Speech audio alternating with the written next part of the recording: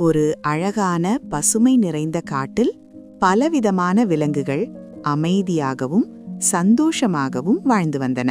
அந்த காட்டின் ராஜாவாக ஒரு வயதான சிங்கம் இருந்தது. அந்த சிங்கத்திற்கு ஒரு குட்டி இருந்தது. அதன் பெயர் வீரா. வீரா மற்ற சிங்கக்குட்டிகளைப் போல விளையாட்டில் மட்டும் மூழ்கவில்லை. காட்டில் யாருக்காவது பிரச்சனை வந்தால் அதை கவனமாக கேட்கும் ஒரு நல்ல மனம் கொண்ட குட்டியது. ஒரு நாள் ஒரு முயல் அழுது கொண்டே ஓடி வந்தது. அதன் பின்னால் ஒரு நரியும் வந்தது.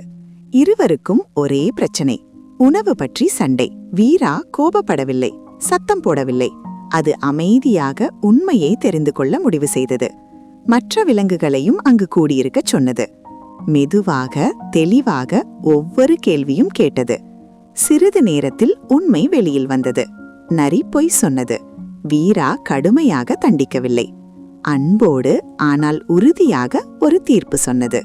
பொய் சொன்னதை உணர்ந்த நரி தன் தவறை ஒப்புக்கொண்டது.